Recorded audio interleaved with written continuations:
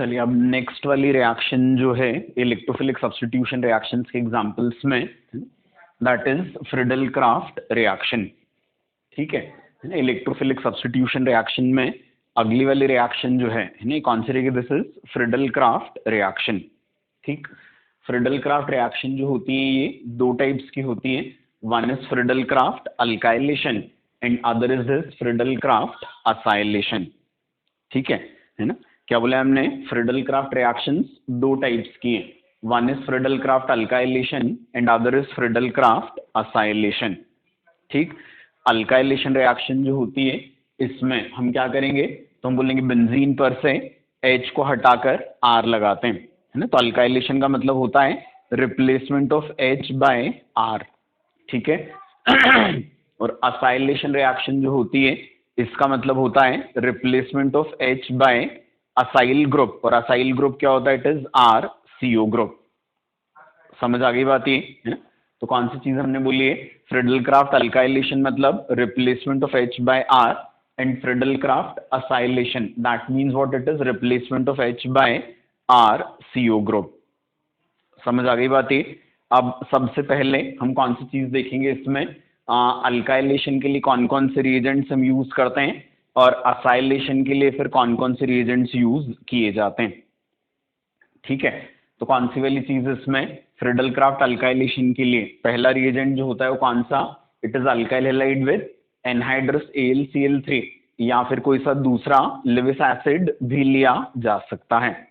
ठीक है, तो क्या बोला हमने? अल्काइलेशन के लिए the very first reagent is what? It is alkyl halide with anhydrous AlCl3 और विद द लिविस एसिड।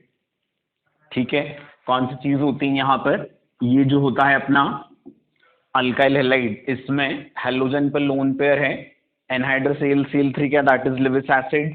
तो ये हैलोजन को लिविस बेस बनाकर क्या कर लेगा यहाँ पर?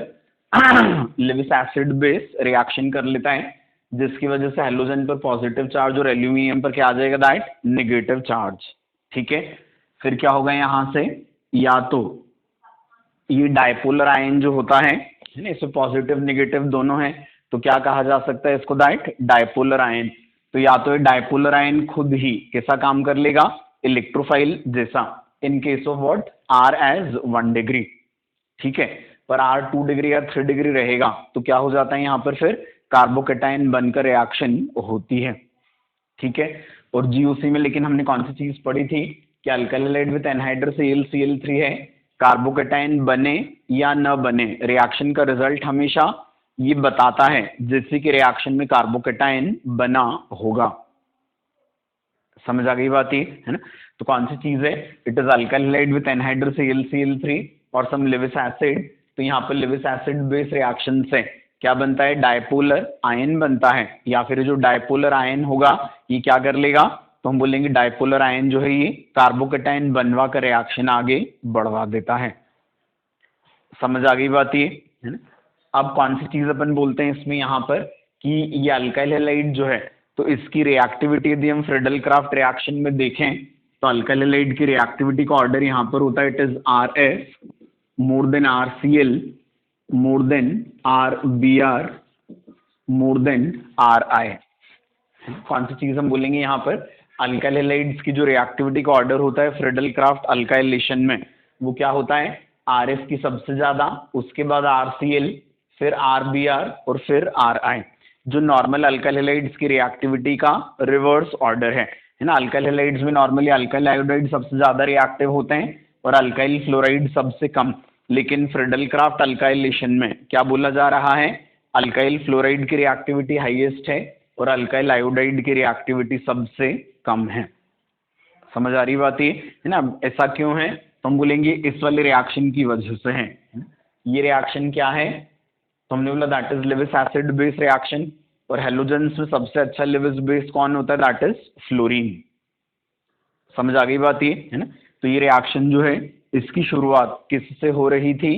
तो हमने बोला इस रिएक्शन की शुरुआत हो रही थी लिविस एसिड बेस रिएक्शन से, और अल्काइल फ्लोराइड में फ्लोरीन का लिविस बेस कैरेक्टर सारे अल्काइल हैलाइड्स में सबसे ज्यादा होता है। इस वजह से यहाँ पर रिएक्टिविटी ऑर्डर जो है हमको रिवर्स देखने को मिलता है।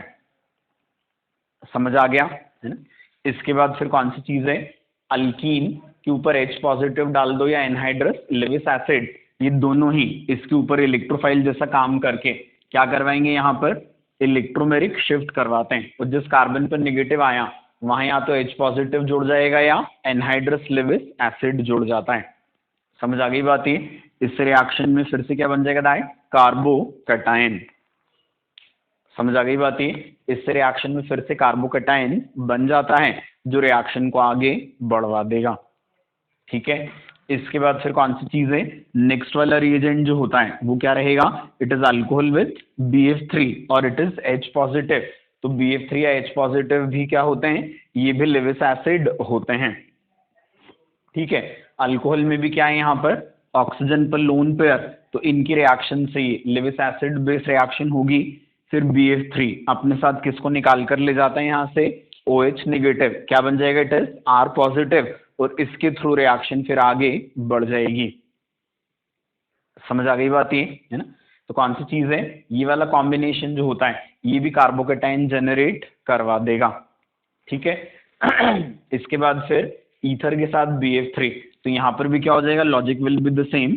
ईथर का ऑक्सीजन क्या करवा रहा है, इसको लेविस बेस बनवा रहा है, BF3 लेविस एसिड है, तो लेविस एसिड बेस रिएक्शन से ईथर के ऑक्सीजन पर क्या आ गया, इट इज पॉजिटिव चार्ज। फिर यहाँ से क्या हो जाएगा, R और O इनके बीच का बॉन्ड टूटकर इधर भी क्या बन जाता है, that R in the form of positive. समझ आ गई बात ये? तो ये सभी तरीकों से क्या हो रहा है, इट इज अल्काइल कार्बोकैटायन का जनरेशन हो रहा है जो इस रिएक्शन का पार्टिसिपेटिंग इलेक्ट्रोफाइल होता है। समझ आ गई बात ये, है ना? तो इस तरीके से हमने कौन सी चीज बोली है कि ये वाले सारे रिएजेंट्स जो होते हैं they are doing what, that Friedel Crafts alkylation. आगे समझ में, इन सब से फ्रिडल क्राफ्ट अल्काइलेशन हो जाता है। क्लियर इधर तक अच्छे से? एक चीज और जो हमको ध्यान में रखनी, कॉमन सेंस से बेंजीन पर से इलेक्ट्रोफिलिक सब्स्टिट्यूशन के टाइम पर क्या हटता है, H हटता है। यहां से क्या हटेगा, R तो बेंजीन पे जा रहा है, X हटता है, तो इस रिएक्शन में साइड प्रोडक्ट इज HX। इस वाले रिएक्शन में तो जो H पॉजिटिव है ना, वो क्या हो जाएगा किसके साथ बाहर चला जाएगा, ये जो भी अपन ने एसिड लिया है इसका जो कॉन्जुगेट बेस था उसके साथ बाहर निकल जाता है। इसमें हम कौन सी चीज बोलेंगे, यहां से बाहर निकला OH, बेंजीन पर से हटा H, तो इस वाले रिएक्शन में साइड प्रोडक्ट इज वाटर। ठीक है, इस वाले रिएक्शन में क्या हो जाएगा, तो हम बोलेंगे यहाँ पर साइड प्रोडक्ट क्या निकलेगा, यहाँ से OR और उधर से बेंजीन पर से H, तो ROH निकला। और ROH क्या होता है, BF3 की प्रेजेंस में फ्रिडल क्राफ्ट अल्काइलेशन करवा सकता है। तो इस रिएक्शन का तो जो साइड प्रोडक्ट होगा वो खुद ही क्या करेगा, फिर से फ्रिडल क्राफ्ट रिएक्शन में पार्टिसिपेट करने लगता है। समझ आ गई बात ये, है ना? तो ये वाले सारे क्या हैं, these are reagents of Friedel Crafts alkylation reaction. समझ आ गई बात ये? अब इसे अपन असाइलेशन के भी रिएजेंट्स देख लेते हैं, फिर वन बाय वन दोनों रिएक्शंस को हम आगे बढ़ाएंगे, है ना? अब क्या है, फ्रिडल क्राफ्ट असाइलेशन जो होता है, तो इसका मतलब क्या देखा हमने, तो हमने बोला फ्रिडल क्राफ्ट असाइलेशन का मतलब होता है कि बेंजीन पर से क्या हटाना, H हटाना, और असाइल ग्रुप क्या होता है, दैट इज RCO ग्रुप। ठीक है, तो बेंजीन पर से H को हटाकर किसको लगाएंगे हम, RCO ग्रुप को लगाते हैं, है ना? It is replacement of H by RCO, that is what, that Friedel Crafts acylation. आगे समझ में, है ना? अब कौन सी चीज होती है असाइलेशन के लिए, जो रिएजेंट्स हैं, क्या लिया अपन ने, RCOCl विद एनहाइड्रस AlCl3 या एनहाइड्रस लेविस एसिड। तो क्या हो जाएगा, एनहाइड्रस AlCl3 यहाँ से किसको हटा देता है, that Cl in the form of negative. ठीक है, हालांकि एक्चुअल रिएक्शन जो होती है वो किसके थ्रू होती है, that is through this oxygen, क्योंकि इसका लेविस बेसिक कैरेक्टर ज्यादा रहेगा हैलोजन से। बट नेट रिजल्ट में आपको क्या ही देखने को मिलता है कि Cl हट रहा है। समझ आ गई बात ये? ऐसा कैसे, यहाँ पर क्या हो जाएगा, तो हम बोलेंगे लेविस एसिड बेस रिएक्शन कहाँ से शुरू होती है, दिस डबल बॉन्डेड ऑक्सीजन, और उसके बाद फिर AlCl3 लेविस एसिड, क्या हो जाएगा, यहाँ से क्या बाहर निकलता है, RCOO नेगेटिव, है ना? तो RCOCl में साइड प्रोडक्ट इज व्हाट, तो हम बोलेंगे बेंजीन का H और यहाँ का Cl। इसमें साइड प्रोडक्ट क्या रहेगा, तो हम बोलेंगे बेंजीन का H और इसका RCOO negative, that is carboxylic acid, है ना? ये ध्यान में रखना है कहीं कहीं क्वेश्चन से बहुत काम में आने वाले हैं ना ये। तो हमने बोला एनहाइड्राइड के साथ side product is carboxylic acid. ठीक, फिर नेक्स्ट वाला जो होगा इसमें क्या हो जाएगा, ईस्टर। यहाँ पर भी वही double bonded oxygen will be functioning as what, that Lewis base. ठीक है, और वो क्या करेगा, तो हम बोलेंगे वो अपना लोन पेयर लेविस एसिड के साथ शेयर कर लेता है, जिससे कौन सी वाली चीज हो जाएगी, तो हम बोलेंगे लेविस एसिड बेस कॉम्बिनेशन से फिर से क्या हो जाएगा, RCO positive in the form of electrophile benzene पर चला जाएगा। इस रिएक्शन में साइड प्रोडक्ट क्या, तो हम बोलेंगे यहाँ का OR और बेंजीन का H, दैट इज अल्कोहल। समझ आ गई बात ये। अब क्या है, यहाँ पर अल्कोहल निकल रहा है और कौन सी चीज है, RCO से असाइलेशन हो रहा है, बट ROH जो होता है वो क्या भी कर सकता है, अल्काइलेशन भी कर सकता है। तो हम बोलेंगे ईस्टर यदि हम लेते हैं तो फ्रीडल क्राफ्ट असाइलेशन में क्या प्रॉब्लम आएगा, तो हम बोलेंगे फ्रीडल क्राफ्ट असाइलेशन के साथ पैरेलल में अल्काइलेशन भी होने लगेगा, जिसकी वजह से क्या हो जाता है, असाइलेशन की यील्ड कम हो जाती है। आई बात समझ में। तो इस वजह से कौन सी चीज हम बोलेंगे, तो हम बोलेंगे ईस्टर जो होता है इसको फ्रीडल क्राफ्ट असाइलेशन में यूज करना ज्यादा फायदेमंद नहीं होता, क्योंकि क्या है यहाँ पर, तो हमने बोला RCO असाइलेशन तो हो रहा है, साइड प्रोडक्ट क्या बना था, दैट वाज ROH। तो ROH ने कौन सी चीज कर ली थी, तो हमने बोला था ROH ने क्या कर लिया था, it was Friedel craft alkylation. आगे समझ में। तो इस वजह से हम कौन सी चीज बोलते हैं, तो हम बोलेंगे इस वजह से फ्रीडल क्राफ्ट असाइलेशन में ईस्टर को लेना इज नॉट दैट बेनिफिशियल। आया समझ में। फिर कौन सी चीज है, नेक्स्ट वाला जो कॉम्बिनेशन है ये क्या रहेगा, दैट इज कार्बोक्सिलिक एसिड के साथ कॉन्सेंट्रेटेड H2SO4 या H3PO4, और it is what, that PPA है ना। PPA stands for what, polyphosphoric acid. समझ आ गई बात ये। तो ये सभी क्या है, दे आर प्रोटॉन डोनर्स। ये क्या करेंगे, यहाँ पर O को प्रोटोनेट करके फिर एक कार्बन पर 2 OH वाटर को निकलवा कर यहाँ से क्या बनवा देते हैं, दैट असाइलियम आयन। समझ आ गई बात ये। तो कौन सी चीज है, तो हम बोलेंगे यहाँ भी है ना, क्या होगा, डबल बॉन्डेड ऑक्सीजन का प्रोटोनेशन, उसके बाद फिर लॉस ऑफ वाटर, उससे बन जाएगा असाइलियम आयन। समझ आ गई बात ये। तो ये वाले जो सारे रिएजेंट्स होते हैं ये कौन सी वाली चीज करवा रहे हैं, they are causing that Friedel Crafts acylation. समझ आ गया। तो ये सारे अल्काइलेटिंग एजेंट्स थे, ये वाले सारे क्या हैं, दे आर असाइलेटिंग एजेंट्स। समझ आ गई बात अच्छे से ये, है ना। अब कौन सी वाली चीज होती है अगली, तो अब हम फ्रीडल क्राफ्ट अल्काइलेशन इससे चालू कर रहे हैं आगे का काम।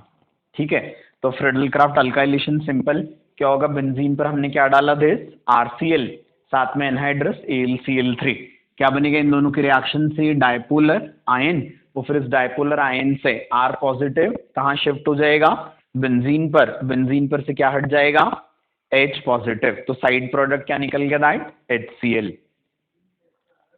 आगे समझ में, है ना। तो क्या हो गया, this is simple Friedel craft alkylation. Mechanism क्या रहेगा, वो इलेक्ट्रोफिलिक सब्स्टिट्यूशन रिएक्शन वाला है ना, जो अपन पढ़ चुके हैं ऑलरेडी। तो बेंजीन पर इस तरीके से क्या हो जाता है, R पॉजिटिव इंट्रोड्यूस हो जाता है। ठीक है, अब यहाँ पे अपन ने R लिया था जनरल, अब अपन क्या करें यहाँ पे, जैसे N प्रोपाइल क्लोराइड लिया, तो N प्रोपाइल क्लोराइड में क्या होगा, एनहाइड्रस AlCl3 Cl नेगेटिव को खींचेगा, 1 डिग्री था तो क्या नहीं बना, कार्बोकेटाइन नहीं बना, बट फिर भी क्या दिख रहा है हमको, प्रोडक्ट आइसोप्रोपाइल बेंजीन। तो आइसोप्रोपाइल बेंजीन का बनना क्या सजेस्ट करेगा, क्या सजेस्ट करेगा कि रिएक्शन में 1 डिग्री कार्बोकेटाइन बनकर 2 डिग्री में रीअरेंज हुआ होगा और उससे रिएक्शन हुई होगी, है ना। तो अपन ने GOC में पढ़ा था ये कि कौन सी वाली चीज होती है, एनहाइड्रस AlCl3 1 डिग्री के साथ कार्बोकेटाइन नहीं बनाता, बट रिएक्शन का रिजल्ट हमेशा कैसा दिखता है, जैसे कि रिएक्शन में कार्बोकेटाइन बना हो, है ना। तो क्वेश्चन करते समय तो हमको क्या ध्यान में रख लेना है कि कार्बोकेटाइन बने न बने, हमको क्या मानकर ही क्वेश्चन करना है, एनहाइड्रस AlCl3 के साथ जैसे कार्बोकेटाइन बना हो। समझ आ गई बात ये, है ना। अब इसकी वजह क्या होती है, तो हम बोलते हैं कि एनहाइड्रस AlCl3 जो होता है ये क्या होता है, that is a stronger Lewis acid. तो ये कौन सी चीज करता है, X से इलेक्ट्रॉन्स अपनी तरफ थोड़ा ज्यादा खींच लेता है। ठीक है, एनहाइड्रस AlCl3 X से इलेक्ट्रॉन्स अपनी तरफ थोड़े से ज्यादा खींच लेगा। समझ आ गई बात ये? यदि X से इलेक्ट्रॉन्स अपनी तरफ ज्यादा खींच रहा है तो कौन सी चीज हो जाएगी? तो हम बोलेंगे यहाँ पे R के ऊपर क्या हो जाएगा, पॉजिटिव चार्ज इतना ज्यादा आ जाता है ना डायपोलर आयन में ही कि रीअरेंजमेंट बिना कार्बोकैटायन बने भी हो जाता है, ठीक है ना? तो it is due to what? So we say it is stronger Lewis acid character of AlCl3 that is causing what? R to be sufficiently positive, है ना? That is generating sufficient positive charge on carbon so as to undergo rearrangement even without forming what? That carbocation, है ना? AlCl3 इतना strong Lewis acid है कि इसने X से electrons थोड़े ज्यादा खींचे, X ने इन टर्न कार्बन से इलेक्ट्रॉन्स ज्यादा खींचे, जिसकी वजह से कौन सी चीज हुई? तो हमने बोला कार्बन पर पॉजिटिव चार्ज इतना ज्यादा आया कि क्या हुआ? बिना कैटायन बने ही रीअरेंजमेंट हो गया। समझ आ गई बात ये? तो अब यदि आपको एन प्रोपाइल बेंजीन बनानी हो तो फिर एनहाइड्रस AlCl3 के साथ तो बनेगी नहीं, तो अब इसका ऑल्टरनेट हमने क्या लिया कि हम लेविस एसिड की स्ट्रेंथ थोड़ी कम करवा देते हैं। तो हम एनहाइड्रस AlCl3 की जगह क्या लेते हैं? यदि यहाँ पर एनहाइड्रस FeCl3 लेते हैं, है ना? क्या हो रहा था? यहाँ रीअरेंजमेंट हो रहा था, ठीक है? तो क्या बोले हमने कि अब रीअरेंजमेंट यदि हमको नहीं होने देना है तो उसका तरीका क्या है? तो हमने बोला रीअरेंजमेंट की वजह थी एनहाइड्रस AlCl3 का स्ट्रॉन्ग लेविस एसिड कैरेक्टर, ठीक है? तो कौन सी चीज है? एनहाइड्रस FeCl3 जो क्या होता है? रिलेटिवली वीक लेविस एसिड है, तो ये डायपोलर आयन बनाएगा, बट उस डायपोलर आयन में कार्बन पर पॉजिटिव चार्ज इतना नहीं होगा कि रीअरेंजमेंट हो सके। आया ना समझ में? तो क्या बोले हमने यहाँ पर एन प्रोपाइल क्लोराइड के साथ यदि हमने एनहाइड्रस FeCl3 लिया तो क्या हुआ? हम रीअरेंजमेंट को अवॉइड कर सके। क्या हो जाएगा यहाँ पर? तो हम बोलेंगे यहाँ पर फॉर्मेशन हो जाता है किसका? That is an propyl benzene का। समझ आ गई बात ये? यहाँ रिएक्शन में है ना फॉर्मेशन हो गया किसका? तो हमने बोला that is an propyl benzene. समझ आ गई बात अच्छे से ये, है ना? अब इसके बाद फिर एक और जो तरीका होता है वो कौन सा है कि बेंजीन पर यदि अपन रिएक्शन करवा दें किसका? साइक्लोप्रोपेन का इन प्रेजेंस ऑफ एनहाइड्रस AlCl3, तो यहाँ भी मोर देन 60% यील्ड में क्या मिल जाता है? दैट एन प्रोपाइल बेंजीन, है ना? क्या बोले हमने? बेंजीन पर reaction of cyclopropane in anhydrous AlCl3, इसमें भी क्या मिल रहा है हमको? एन प्रोपाइल बेंजीन मिल रहा है। समझ आ गई बात ये? तो एन प्रोपाइल बेंजीन को बनाने का ये भी एक तरीका है। यील्ड यहाँ पर 60% से ज्यादा होती है, which is quite good. Clear है ये? साइक्लोप्रोपेन के बारे में क्या पढ़ा हुआ है अपन ने कि साइक्लोप्रोपेन जो है it behaves as what? Propene, ठीक है? और अल्कीन की किसमें? In presence of Lewis acid लिखा है अपन ने यहाँ पर। अल्कीन विथ लेविस एसिड क्या बनवाकर? कार्बोकैटायन बनवाकर रिएक्शन करवा सकता है। समझ आएगी ना बात ये? तो कौन सी चीज है? बेंजीन पर cyclopropane in presence of anhydrous AlCl3, इससे भी फॉर्मेशन हो जाता है किसका? That is of that n propyl benzene का।